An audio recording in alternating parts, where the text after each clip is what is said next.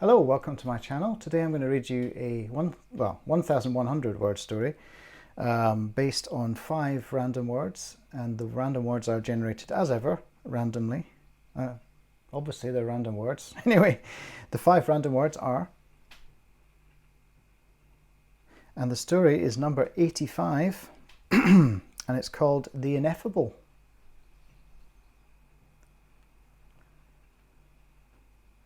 Marty, why do you do all this crazy shit? Do you have a death wish? As he struggled to find an answer for his old school friend Anton's question, all Martin McTeer could think of was a deathbed phrase from his grandfather's passing. When asked by his already grieving wife, Martin's grandma Johanna, why he appeared sanguine about dying at the young age of 69, Grandpa McTeer had replied that he was anticipating the ineffable. As he sat astride his BMX with its flame-decorated paintwork and custom red tyres, Martin understood that he too was intrigued by what lay on the other side of death. Not a death wish, but a death curiosity. "Ant, why don't you go and check the ramp again?" Martin had replied to his friend's plaintive question. Anton shook his head and ran off to do just that. Marty could have been a smartass and replied that he had 27 million reasons to attempt what he was about to. His last jump, over 10 school buses, had smashed the YouTube viewership records of rival Daredevils.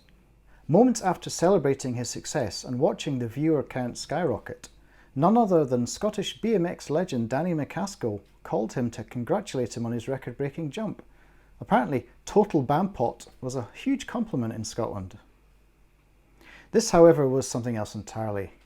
He was about to leap a 90-foot deep, 50-foot wide canyon.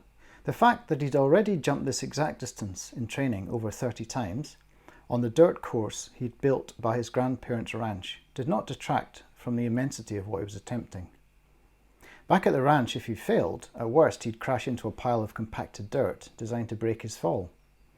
Sure, he'd broken a clavicle, 2 ribs, 1 wrist, and fractured his left shin during training, but bones healed when you're 26 years old, wiry and as lithe as a greyhound.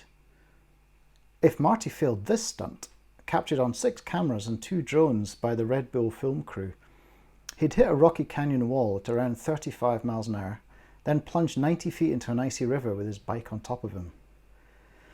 Marty had told his sponsors he'd abandon the jump if he didn't achieve enough speed on takeoff, and had a handy device attached to his handlebars to give him that information.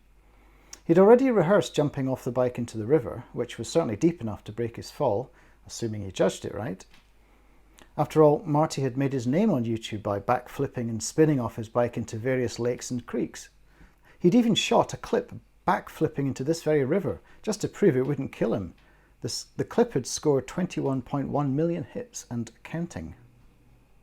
Still, it was a little less than encouraging when Red Bull revealed there was a 1-minute delay on their live stream, allowing them to pull the plug if he pancaked on the canyon wall. Marty tried to shrug it off. This was merely prudence. "We're all set up. Ready, big guy?" said the perky PA, whose job it was to liaise between the director, stunt coordinator and Marty. Her name was Emily. She was perhaps 30, and Marty had already sussed that she was single and probably liked him. When you grow up in an orphanage, you learn to read people pretty quickly. Anton had coped by being sharp-elbowed and belligerent despite his stunted growth. Marty had played the court jester, a role he sometimes suspected he'd never outgrow. "Sure, I'll wait for the flag." Emily nodded and blew him a kiss, then headed back to central control. "See you on the other side." Marty stood astride the machine he trusted more than anything or anyone in his life. He dismantled and rebuilt the bike so many times he knew it as intimately as a soldier knew his rifle. He looked down the immense curve of the 50-foot ramp, then let his eye carry along the red surface of the runway and up the shorter ramp at the canyon's edge. By the time Marty launched into space, he should be hitting at least 30 miles an hour. Even 28 miles per hour would carry him across the 50-foot gap safely. There was always redundancy built into the plan. Marty could land on any part of the down ramp on the far side and he'd be fine.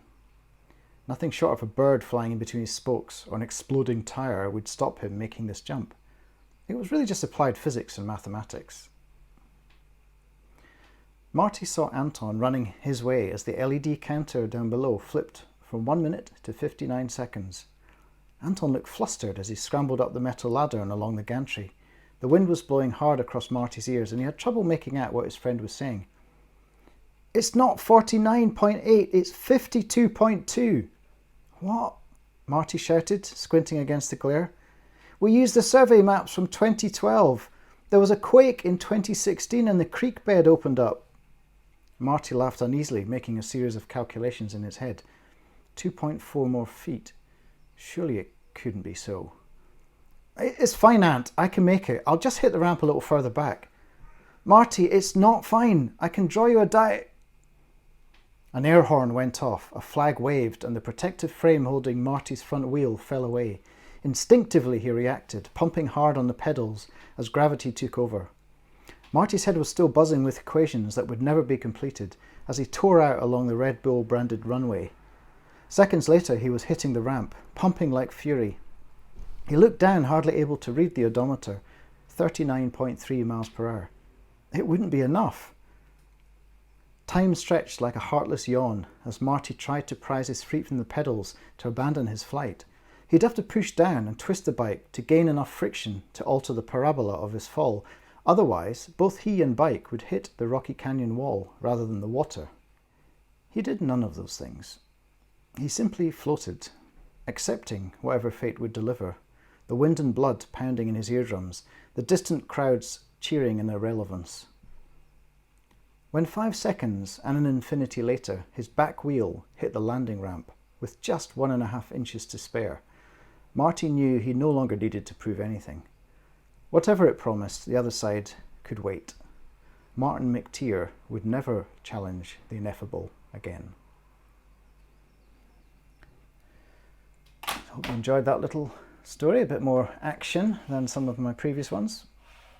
If you did, I would very much appreciate if you could share this story, perhaps copy the link and paste it onto your social media, and subscribe. There's a little bell you can press so you'll get updates if I do another story. And yeah, I will see you again very, very soon. Goodbye.